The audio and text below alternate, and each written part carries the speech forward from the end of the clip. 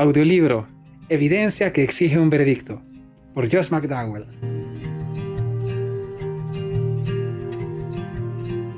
Prefacio a la edición en español. En el mundo cada vez más demandante del día de hoy, tener una evidencia es de suma utilidad práctica.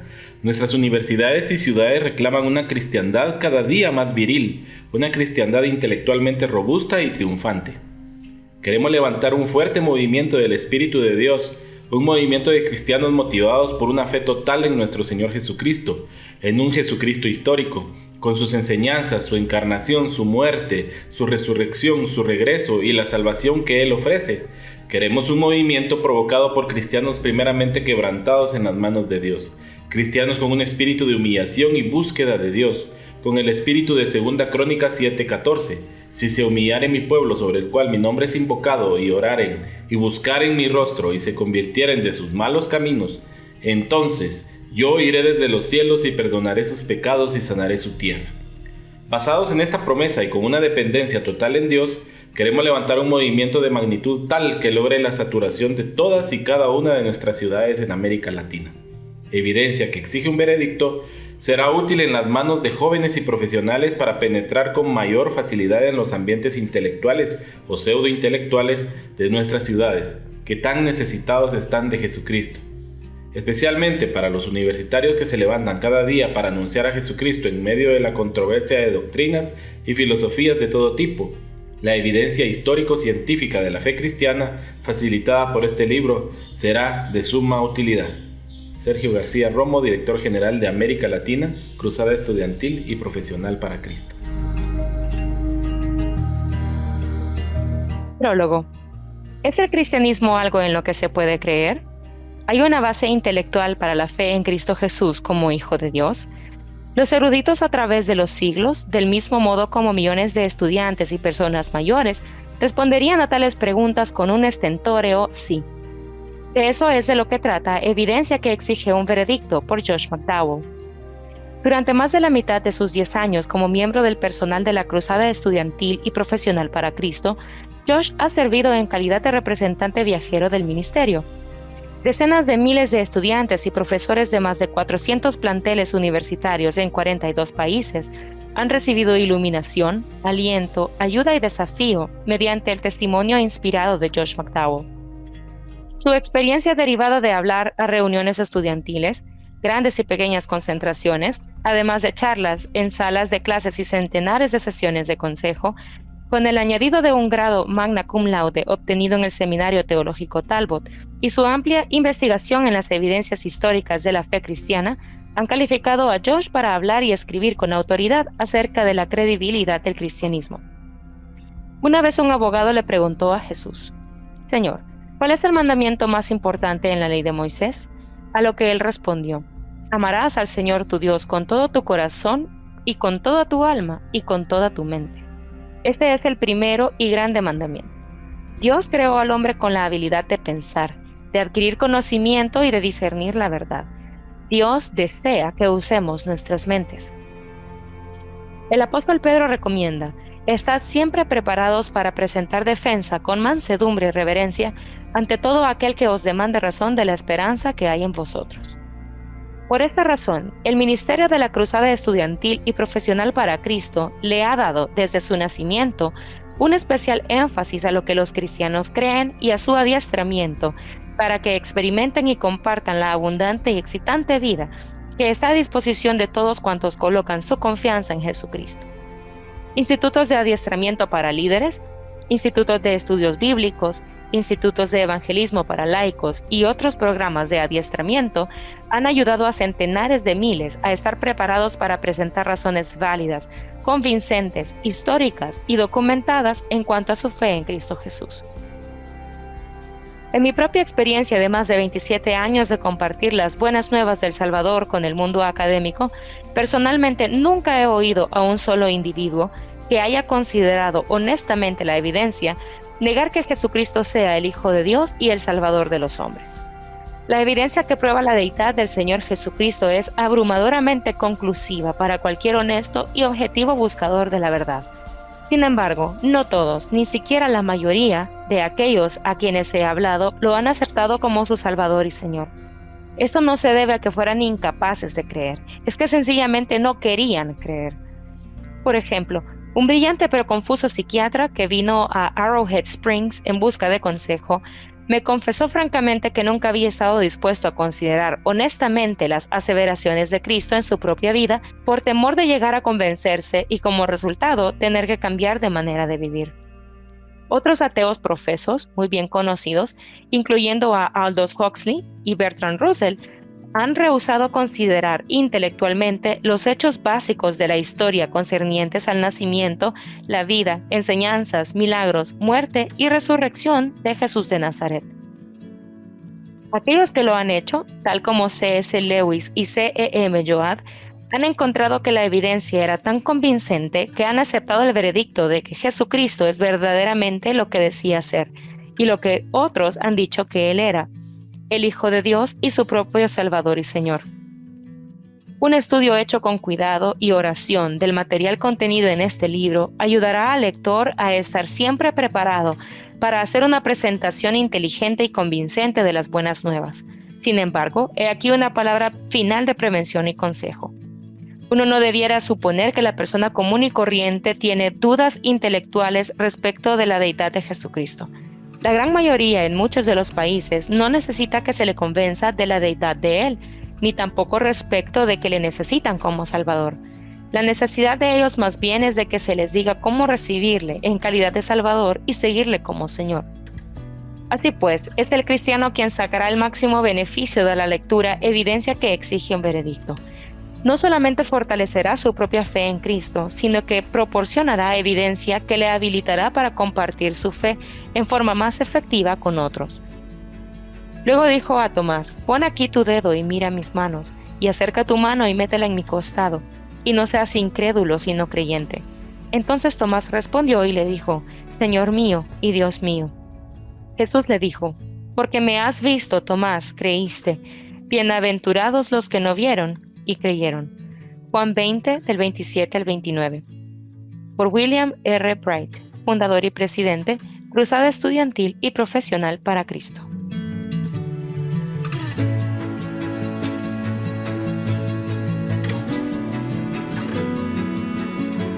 El libro de George McDowell, Evidencias que exigen un veredicto, es el trabajo de un evangelista intelectual.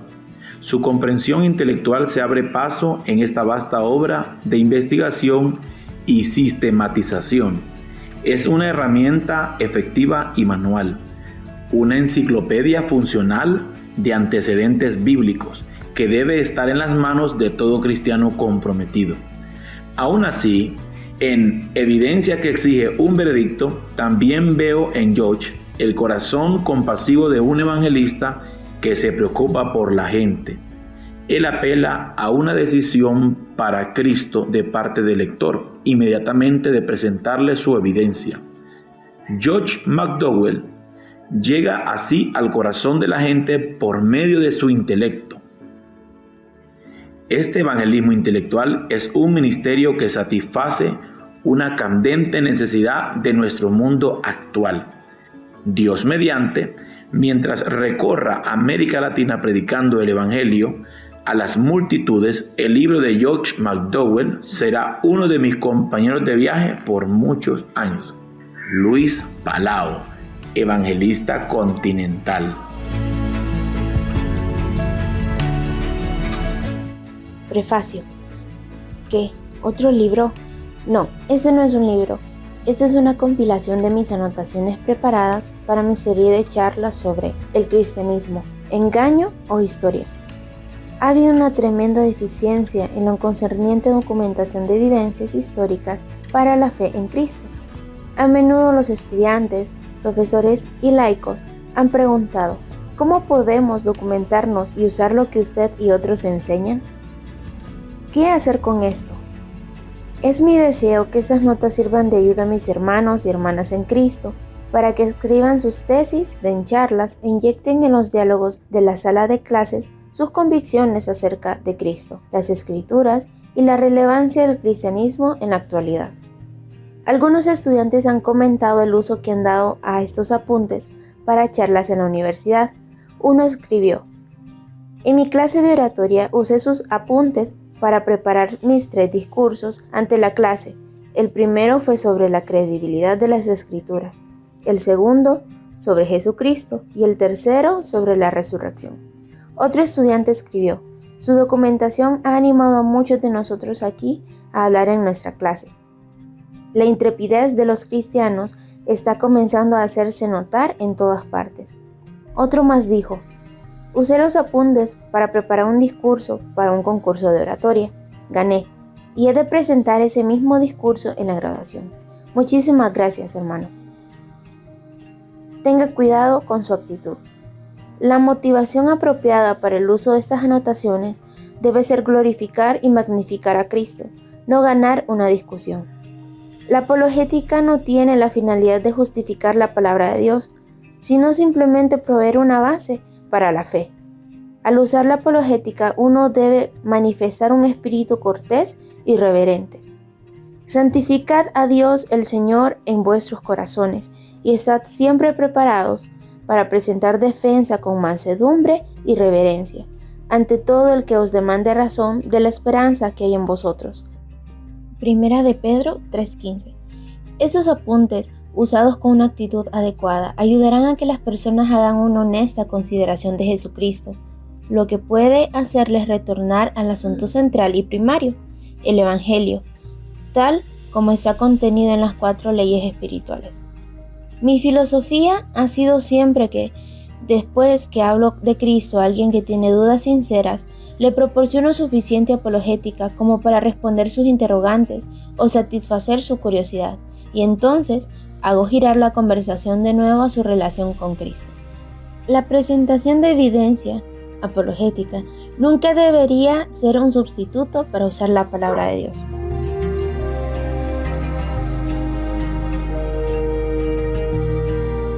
¿Por qué se han reservado los derechos? La razón para haber reservado los derechos de estos apuntes no es con el fin de limitar su uso, sino para protegerlos de su uso indebido y para salvaguardar los derechos de los autores y editores de la gran cantidad de citas que he usado y documentado. ¿Por qué en forma de bosquejo? Por el hecho de que los apuntes están en forma de bosquejo y las transiciones entre los varios conceptos no están escritas en toda su extensión. El uso efectivo de este material vendrá a ser el resultado de una persona que pasa tiempo pensando en cada una de las secciones individuales y desarrollando sus propias convicciones. De este modo llegará a ser su mensaje y no la repetición insubstancial de lo que ha dicho algún otro. Yo no creo en Dios. Significa yo no creo en Dios o yo no creo en Dios. La estructura propia de bosquejo en que están las notas puede ser causa a veces de que una persona malinterprete una ilustración o concepto. Tenga cuidado al arribar a conclusiones en una u otra dirección cuando no comprende claramente algo. Estúdielo aún más e investigue otras fuentes. ¿Quién lo dijo?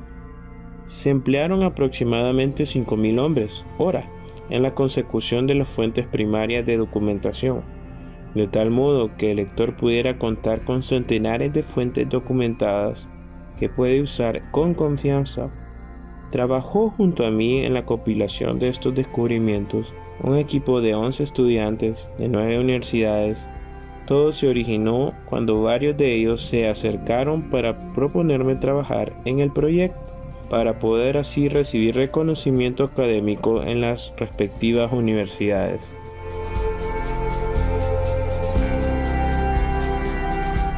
Introducción. Pongámonos de acuerdo. El uso de la apologética. Estad siempre preparados para presentar defensa con mansedumbre y reverencia ante todo el que os demande razón de la esperanza que hay en vosotros. Primera de Pedro 3:15. La palabra defensa, del griego apología, indica una defensa de conducta y procedimiento. Wilbur Smith, Therefore Stand, Baker Bookhouse, lo expone de este modo: una defensa verbal, un discurso en defensa de aquello que uno ha hecho o de la verdad que cree. La apología se usó de manera especial en los tiempos primitivos, pero involucraba la idea de excusa, paliativo o explicaciones por alguna injuria hecha. Apología, traducida por la palabra castellana defensa, se usa 8 veces, incluyendo 1 de Pedro 3:15, ya mencionada, en el Nuevo Testamento. Hechos 22:1. Varones hermanos y padres, oíd ahora mi defensa ante vosotros. 1 de Corintios 9:3. Contra los que me acusan, esta es mi defensa. 2 de Timoteo 4:16. En mi primera defensa ninguno estuvo a mi lado, sino que todos me desampararon, no les sea tomado en cuenta. Filipenses 1:7. En mis prisiones y la defensa y confirmación del Evangelio, todos vosotros sois participantes conmigo de la gracia. Filipenses 1:17. Los otros por amor, sabiendo que estoy puesto para la defensa del Evangelio. Hechos 25:16. A esto respondí, que no es costumbre de los romanos entregar a alguno a la muerte antes que el acusado tenga delante a sus acusadores y pueda defenderse de la acusación. 2 de Corintios 7:11. Porque he aquí, esto mismo de que hayáis sido contristados según Dios, ¿qué solicitud produjo en vosotros? ¿Qué defensa, qué indignación, qué temor, qué ardiente afecto, qué celo, qué vindicación? En todo os habéis mostrado limpios en el asunto. Clark Pinnock señala que en 1 de Pedro 3:15 el uso de la palabra defensa no está dado ante la posibilidad de una encuesta policial. El verbo demandar, pedir, sugiere más bien una pregunta de tipo informal, tal como ¿por qué es usted cristiano? El creyente es el responsable de dar una respuesta adecuada a esa pregunta. Paul Little cita a John Stott, quien dice: no podemos pesar la arrogancia intelectual de un hombre, pero debemos abastecer lo que convenga a su integridad intelectual. Y yo añado, las preguntas de una persona que actúa con honestidad deben ser contestadas. Viatier llega a las siguientes conclusiones. ¿El cristianismo lo es todo para la humanidad o es nada? Bien es la más sublime de las certidumbres o la mayor de las falsedades. Pero si el cristianismo es el todo para la humanidad, es importante que todo hombre sea capaz de dar una buena razón de la esperanza que hay en él, en referencia con las verdades eternas de la fe cristiana. El aceptar estas verdades de modo irreflexivo o el recibirlas simplemente en base a la autoridad de que están investidas no es suficiente para una fe inteligente y estable. La tesis apologética básica de estos apuntes es que hay un Dios infinito, que todo lo sabe, que todo lo puede, que es todo amor y que se ha revelado por medios naturales y sobrenaturales en la creación, en la naturaleza del hombre, en la historia de Israel y de la Iglesia, en las páginas de la Santa Escritura, en la encarnación de Dios en Cristo y en el corazón del creyente por el Evangelio.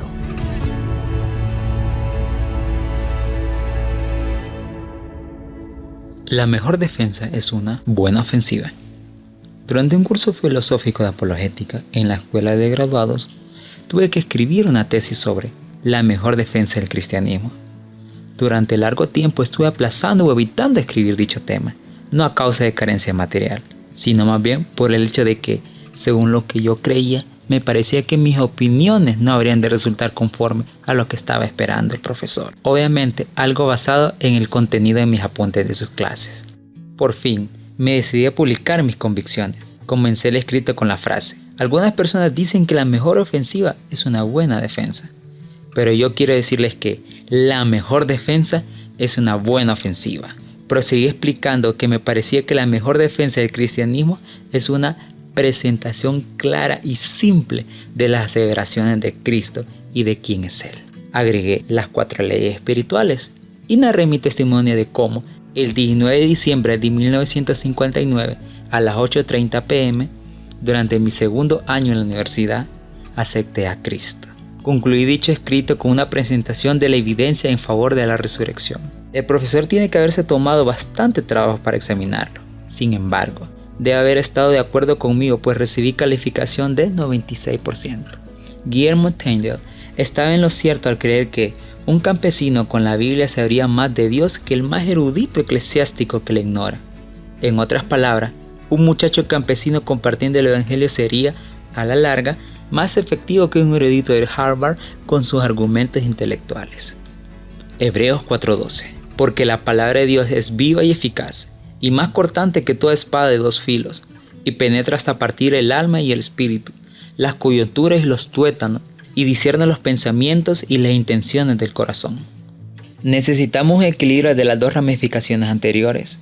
Debemos predicar el Evangelio, pero también estar preparados para presentar defensa de la esperanza que hay en nosotros. El Espíritu Santo, Juan 16:8, convencerá a los hombres de la verdad. No hay necesidad de que a uno lo golpeen en la cabeza con ella. Entonces una mujer llamada Lidia, vendedora de púrpura de la ciudad de Tiatira, que adoraba a Dios, estaba oyendo. Y el Señor abrió el corazón de ella para que estuviese atenta a lo que Pablo decía. Hechos 16:14.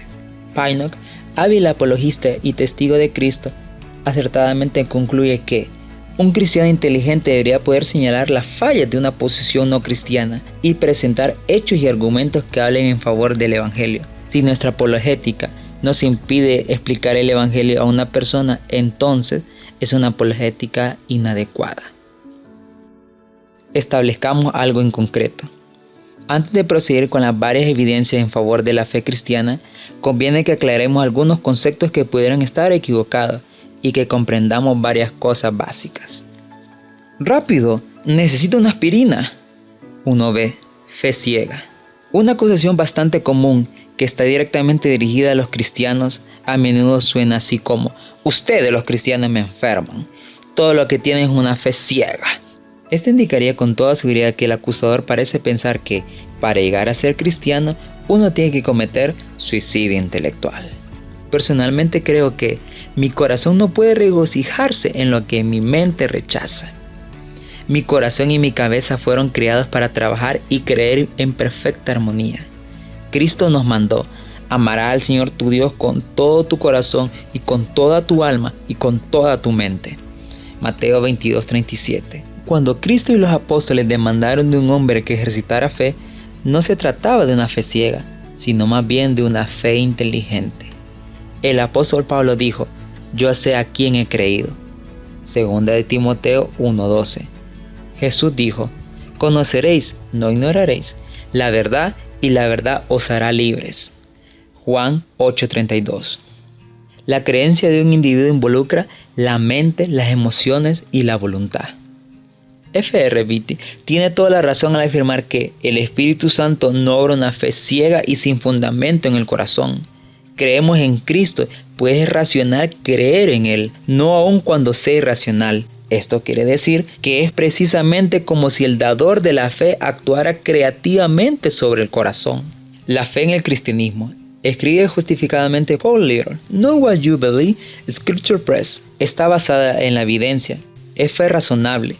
La fe, en el sentido cristiano, va más allá de lo que es razonable, pero no va en contra de la razón. Fe es la certidumbre del corazón en lo adecuado de la evidencia.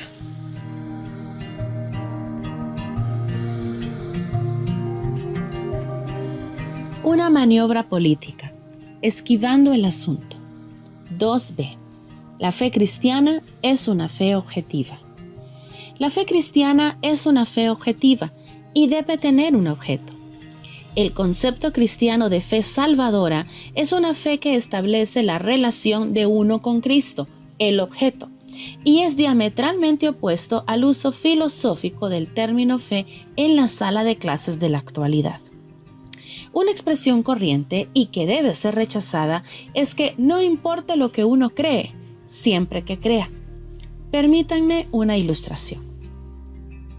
Hace poco tuve un debate con el director del Departamento de Filosofía de una universidad del Medio Oeste. Al responder una pregunta, mencioné casualmente la importancia de la resurrección.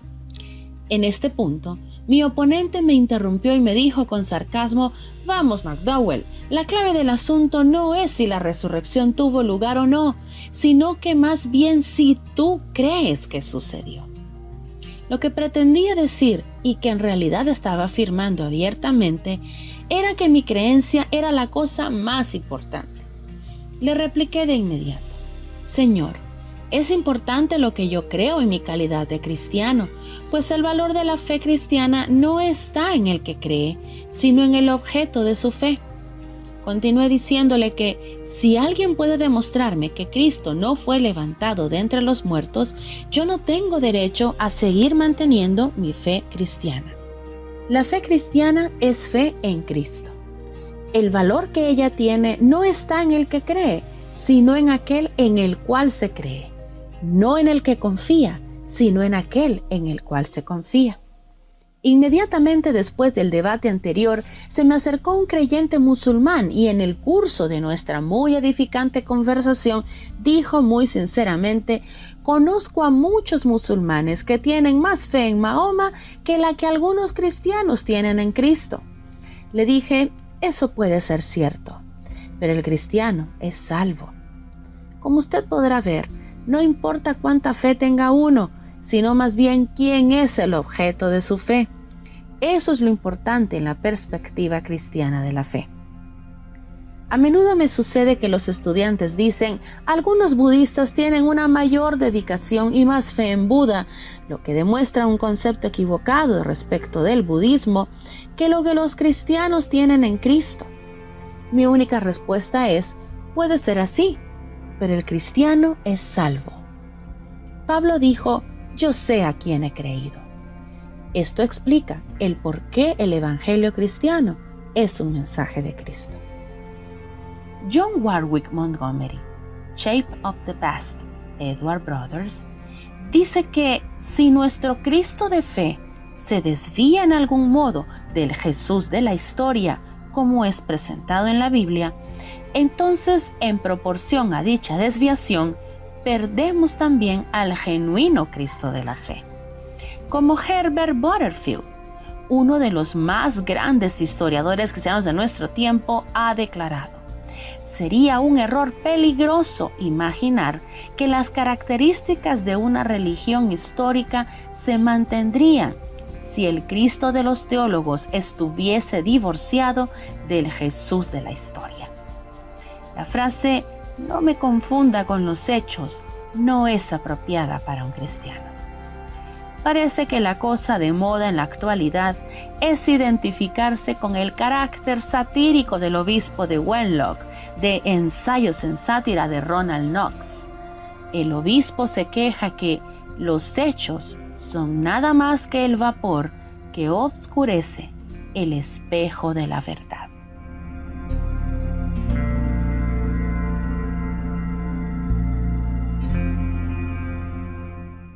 Testigos oculares.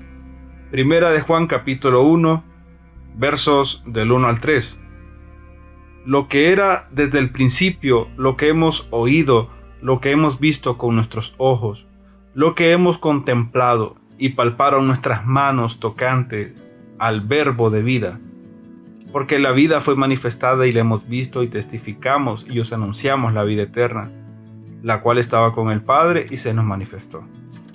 Lo que hemos visto y oído, eso os anunciamos, para que también vosotros tengáis comunión con nosotros. Y nuestra comunión verdaderamente es con el Padre y con su Hijo Jesucristo. Lucas capítulo 1, versos del 1 al 3. puesto que ya muchos han tratado de poner en orden la historia de las cosas que entre nosotros han sido ciertísimas, tal como nos lo enseñaron los que desde el principio lo vieron con sus ojos y fueron ministros de la palabra. Me ha parecido también a mí, después de haber investigado con diligencia todas las cosas desde su origen, escribírtelas por orden, oh excelentísimo Teófilo. Hechos capítulo 1, versos del 1 al 3. En el primer tratado, oh Teófilo, hablé acerca de todas las cosas que Jesús comenzó a hacer y a enseñar, hasta el día en que fue recibido arriba, después de haber dado mandamientos por el Espíritu Santo a los apóstoles que había escogido, a quienes también, después de haber padecido, se presentó vivo con muchas pruebas indubitables, apareciéndoseles durante 40 días y hablándoles acerca del reino de Dios. Primera de Corintios capítulo 15, versos del 6 al 8. Después apareció a más de 500 hermanos a la vez, de los cuales muchos viven aún y otros ya duermen. Después apareció a Jacobo, después a todos los apóstoles, y al último de todos, como a un abortivo, me apareció a mí. Juan capítulo 20, versos 30 y 31. Hizo además Jesús muchas otras señales en presencia de sus discípulos, las cuales no están escritas en este libro, pero estas se han escrito para que creáis que Jesús es el Cristo, el Hijo de Dios, y para que creyendo tengáis vida en su nombre. Hechos capítulo 10, versos del 39 al 42. Y nosotros somos testigos de todas las cosas que Jesús hizo en la tierra de Judea y en Jerusalén, y a quien mataron colgándole de un madero. A este levantó Dios al tercer día e hizo que se manifestase, no a todo el pueblo, sino a los testigos que Dios había ordenado de antemano. A nosotros, que comimos y bebimos con él, después que resucitó de los muertos. Y nos mandó que predicásemos al pueblo y testificásemos que él es el que Dios ha puesto por juez de vivos y muertos. Primera de Pedro capítulo 5, verso 1. Ruego a los ancianos que están entre vosotros, yo anciano también con ellos. Primera de Pedro capítulo 5, verso 1. Ruego a los ancianos que están entre vosotros, yo anciano también con ellos, y testigo de los padecimientos de Cristo, que yo también participante de la gloria que será revelada. Hechos capítulo 1, verso 9. Y habiendo dicho estas cosas, viéndolo ellos, fue alzado, y le recibió una nube que le ocultó de sus ojos. John Montgomery escribe que la incapacidad para distinguir las aseveraciones hechas por Jesús mismo en su favor de aquellas hechas por los escritores del Nuevo Testamento en favor de él no debieran causar desánimo, puesto que 1. La situación es un paralelo exacto con todos los personajes históricos que han determinado no escribir de ellos mismos, por ejemplo, Alejandro el Grande, Augusto César, Carlomagno. Mal podríamos decir que en estos casos no tenemos a nuestra disposición adecuados retratos históricos. También, 2. Los escritores del Nuevo Testamento registraron testimonio de testigos oculares concerniente a Jesús, y por consiguiente puede tenerse confianza en que presentan un cuadro histórico preciso de él. Los apóstoles fueron testigos de su vida resucitada.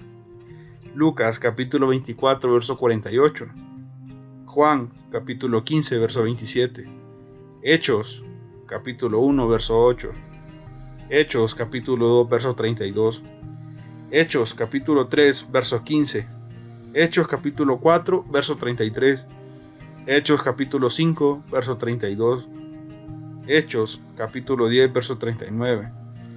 Hechos capítulo 10, verso 41. Hechos capítulo 13, verso 31. Primera de Corintios capítulo 15, versos del 4 al 9. Primera de Corintios capítulo 15, verso 15. Primera de Juan, capítulo 1, verso 2. Hechos, capítulo 22, verso 15. Hechos, capítulo 23, verso 11. Hechos, capítulo 26, verso 16.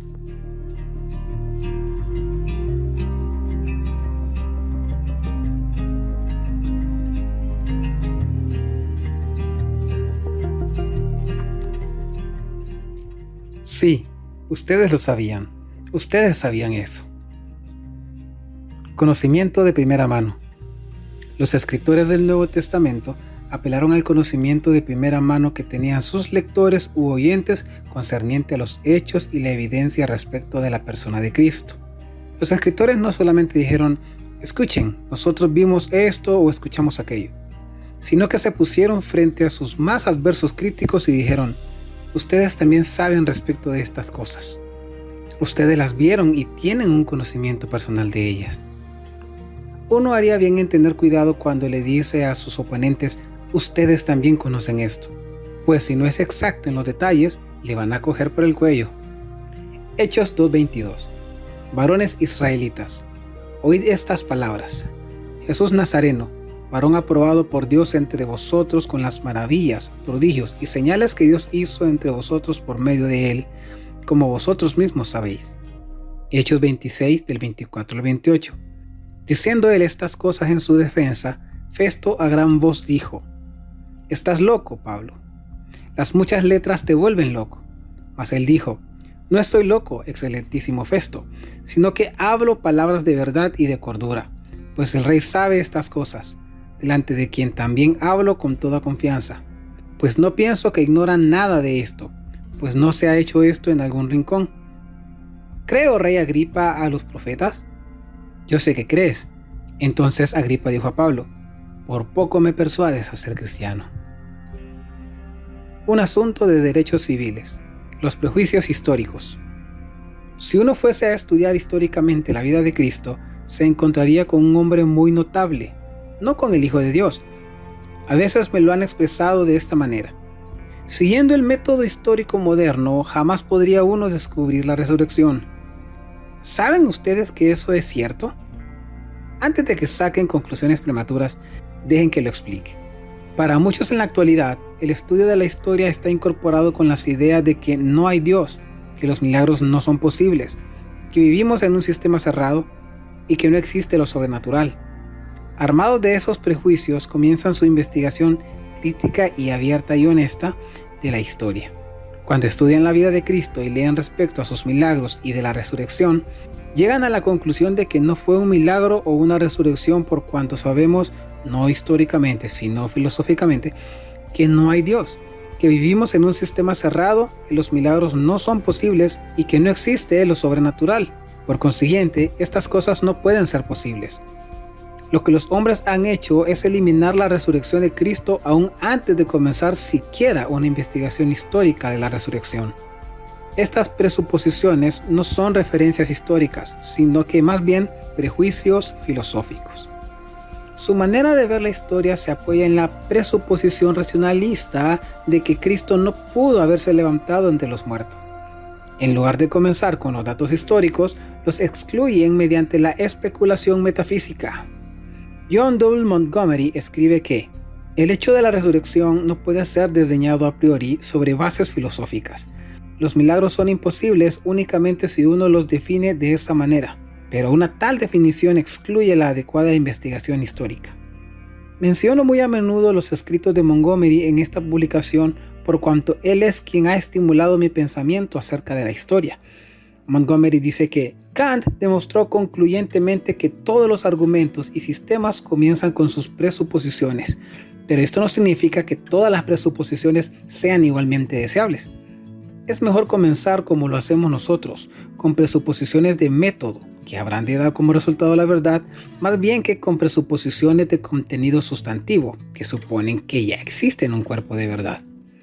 En nuestro mundo moderno hemos descubierto que las preposiciones del método empírico cumplen mejor esta condición, pero nótese que estamos operando únicamente con las presuposiciones del método científico, no con las presunciones racionalistas del cientificismo. Montgomery cita los comentarios de Huizenga respecto al escepticismo histórico, diciendo que el argumento más fuerte contra el escepticismo histórico es este: el hombre que duda de la posibilidad de una correcta evidencia y tradición histórica no puede, por la misma razón, aceptar su propia evidencia, juicio, combinación e interpretación. La tal persona no puede limitar su duda a su crítica histórica, sino que debe dejar que ésta opere en su propia vida. Descubre entonces que no solamente le falta evidencia conclusiva en todos los aspectos de su propia vida que él había tomado por garantizados, sino que tampoco existe evidencia de ninguna clase. Para abreviar, él se ve forzado a aceptar un escepticismo filosófico general a la par de su escepticismo histórico. Y el escepticismo filosófico general es un lindo juego intelectual, pero nadie puede vivir por él. Millard Barrows de Yale, el experto americano sobre los rollos del Mar Muerto, citado también por Montgomery, escribe que existe una clase de fe cristiana con una fuerte representación en la actualidad que considera las afirmaciones de la fe cristiana como declaraciones confesionales que el individuo acepta en calidad de miembro de la comunidad creyente y que no depende de la razón o de la evidencia. Aquellos que sostienen esta posición no admitirán que la investigación histórica tenga algo que decir respecto de la singularidad de Jesús. A menudo se muestran escépticos respecto de la posibilidad de conocer algo que tenga que ver con el Jesús histórico y parecen contentos de pasarse sin este conocimiento. Yo no puedo compartir ese punto de vista. Estoy profundamente convencido de que la revelación histórica de Dios en Jesús de Nazaret debe ser la piedra angular de cualquier fe que sea realmente cristiana. Cualquier interrogante histórico concerniente al genuino Jesús que vivió en Palestina hace 19 siglos es, por consiguiente, fundamentalmente importante. Montgomery añade: los eventos históricos son únicos y la prueba de su autenticidad puede ser únicamente el método documental aceptado que nosotros hemos seguido aquí.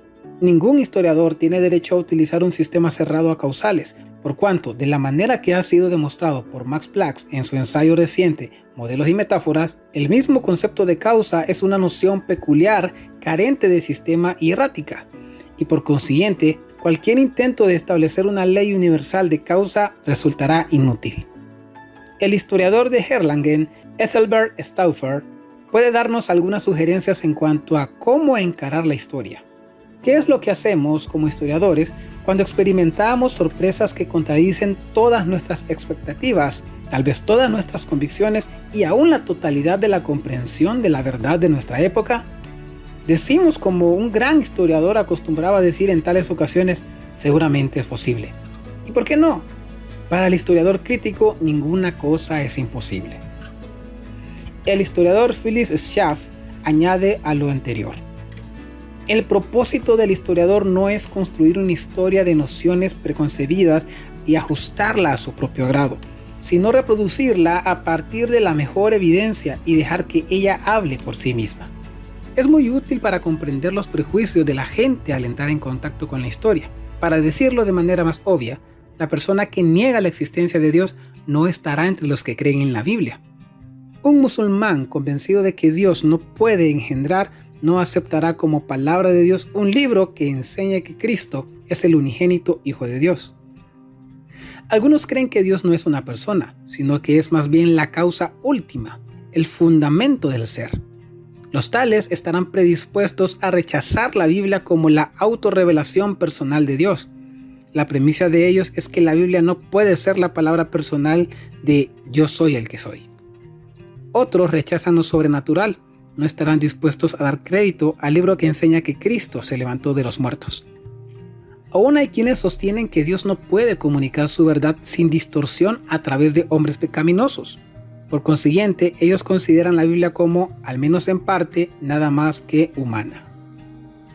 Una definición básica de la historia para mí es un conocimiento del pasado basado en el testimonio. Algunos dicen de inmediato: no estoy de acuerdo. Luego yo pregunto: ¿cree usted que Lincoln vivió y fue presidente de los Estados Unidos? Por lo general, su única respuesta es sí. Sin embargo, jamás he conocido a alguien que haya visto y observado personalmente a Lincoln. La única manera de saberlo es mediante el testimonio.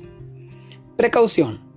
Cuando usted da esta definición de la historia, debe determinar cuán digna de fiar es la veracidad de sus testigos.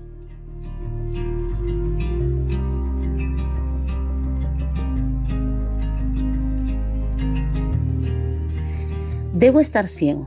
¿Qué clase de salto? A menudo el cristiano es acusado de dar un salto en la oscuridad. Esta idea a menudo se halla enraizada en Kierkegaard. En cuanto a mí, el cristianismo no fue un salto en la oscuridad, sino un salto en la luz. Tomé la evidencia que pude reunir y la puse en la balanza. La balanza señaló en dirección de Cristo como Hijo de Dios y resucitado entre los muertos. Se inclinaba de manera tan notoria hacia Cristo que cuando llegué a ser cristiano fue un salto hacia la luz más bien que un salto hacia las tinieblas. Si yo hubiese ejercido fe ciega, habría rechazado a Cristo y le habría dado la espalda a toda la evidencia. No se apresure. Lo que hice no fue probar sin sombra de duda que Jesús era el Hijo de Dios. Más bien mi trabajo fue investigar la evidencia y pesar los pros y los contras. Los resultados demostraron que Cristo debía ser lo que afirmaba ser y yo tenía que tomar una decisión y la tomé. La reacción inmediata de muchos es: usted halló lo que deseaba hallar. Ese no es el caso. Confirmé mediante la investigación lo que deseaba refutar. Yo me había propuesto desacreditar el cristianismo. Tenía preferencias y prejuicios, pero no en favor de Cristo, sino en contra de Él. Hume diría que la evidencia histórica no tiene valor por cuanto no puede establecer la verdad absoluta. Yo no estaba en busca de la verdad absoluta, sino más bien de probabilidad histórica. Sin un criterio objetivo, dice John W. Montgomery, uno se encuentra en desventaja para hacer una elección significativa a priori. La resurrección provee una base en la probabilidad histórica para poner a prueba la fe cristiana. Admitimos que la base es únicamente de probabilidad y no una cosa segura. La probabilidad es, sin embargo, la única base sobre la cual los seres humanos finitos pueden hacer decisiones. Solamente la lógica deductiva y las matemáticas puras proporcionan certidumbres convincentes. Y ello se debe al hecho de que ellas se derivan de axiomas formales que tienen sus propias evidencias. Por ejemplo, la tautología, si A, luego A, y que no involucran un asunto de hecho. En el momento en que entramos al campo de los hechos, debemos depender de la probabilidad.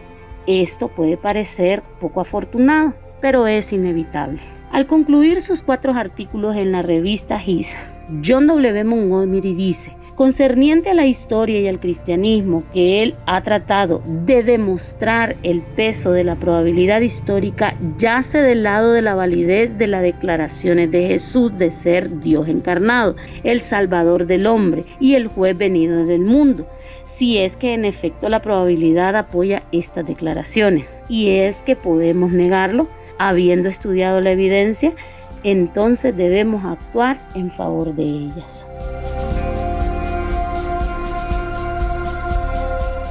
¿Nos haría el favor de ponerse de pie el verdadero señor excusa? Excusas intelectuales. El rechazo de Cristo por lo general no es tanto un asunto de la mente, sino más bien de la voluntad. No se trata de un no puedo, sino que de un no quiero. He conocido a muchos hombres con excusas intelectuales, pero a pocos con problemas intelectuales, aun cuando he conocido a algunos de estos también. Las excusas pueden cubrir una multitud de razones. Yo tengo gran respeto por el hombre que se ha dado el trabajo de investigar las aseveraciones de Cristo y que concluye que no puede creer. Estoy en armonía con el hombre que sabe por qué no cree, basado en los hechos y en la historia, pues yo sé por qué creo, basado en los hechos y la historia. Esto nos da una base común, a pesar de llegar a conclusiones diferentes. He descubierto que la mayoría de los estudiantes rechazan a Cristo por una o más razones. 1. Ignorancia. Romanos 1:18 al 23, con frecuencia autoimpuesta. 2. Orgullo. Juan 5:40 al 44. 3. Problema moral. Juan 3:19 al 20. Me hallaba aconsejando a una estudiante que estaba hastiada con el cristianismo, pues creía que no era histórico y que no estaba avalado por los hechos. Ella convenció a todos de que había investigado y que había encontrado profundos problemas intelectuales como resultado de sus estudios universitarios. Uno tras otro trataron de persuadirla intelectualmente y de dar respuesta a sus muchas acusaciones. Yo la escuché y luego le hice varias preguntas. En menos de 30 minutos había admitido haber engañado a todos y dijo que inventó estas dudas intelectuales con el fin de excusar su vida moral. Uno debe dar respuesta al problema básico o al verdadero interrogante, y no a los subterfugios superficiales que se manifiestan a menudo. Un estudiante de una universidad de Nueva Inglaterra dijo que tenía un problema intelectual con el cristianismo y que por consiguiente no podía aceptar a Cristo como Salvador. ¿Por qué no puede usted creer?, le pregunté. Él respondió: el Nuevo Testamento no es digno de confianza. Le pregunté entonces: si yo le demostrara que el Nuevo Testamento es una de las piezas de la literatura antigua más dignas de confianza, ¿creería usted? Él replicó: no, usted no tiene problema en su mente, sino en su voluntad, le respondí. Un estudiante graduado de la misma universidad, después de una charla sobre la resurrección, engaño o historia, me estaba bombardeando con preguntas entremezcladas con acusaciones. Más tarde supe que él hacía esto con la mayoría de los oradores cristianos. Finalmente, después de 45 minutos de diálogo, le pregunté: si yo le probara a usted, sin sombra de duda, que Cristo fue levantado de entre los muertos y que es el Hijo de Dios, ¿lo aceptaría usted como su Salvador? La réplica inmediata y enfática fue: no. Miguel Green, Runaway World, usado con permiso de InterVarsity Press, Downers Grove, cita a Aldous Huxley, el ateo que ha destruido las creencias de muchos y que ha sido aclamado como un gran intelectual. Huxley admite sus propios prejuicios. End and Means, página 270, cuando dice que: yo tenía motivos para no desear que el mundo tuviera un significado, en consecuencia supuse que no lo tenía, y pude hallar sin dificultad razones satisfactorias para esta suposición. El filósofo que no haya significado en el mundo no está preocupado simplemente con un problema de la metafísica pura, sino que es su preocupación también probar que no existe razón valedera por la cual él no debería ser como desea ser, o por la cual sus amigos no debieran apoderarse del poder político y gobernar de la manera en que a ellos les parezca más ventajoso. En lo que a mí concierne, la filosofía de la falta de significado fue esencialmente un instrumento de liberación sexual y política. Bertrand Russell es un ejemplo de un ateo inteligente que no hizo un examen cuidadoso de las evidencias del cristianismo. En su ensayo ¿Por qué no soy cristiano?, es obvio que ni siquiera ha considerado la evidencia de y para la resurrección de Jesús, y por las declaraciones que hace es dudoso que siquiera se haya tomado la molestia de mirar el Nuevo Testamento. Es inconcebible que un hombre no tome en cuenta la resurrección en lo que vale, siendo que es el fundamento del cristianismo. Juan 7:17 le asegura a uno que el que quiere hacer la voluntad de Dios conocerá si la doctrina es de Dios o si yo hablo por mi propia cuenta. Si alguien acude ante las aseveraciones de Cristo deseando saber si son ciertas, y si lo son deseando seguir sus enseñanzas, llegará a saber, pero uno no puede acudir predispuesto a no aceptar y esperar hallar la verdad.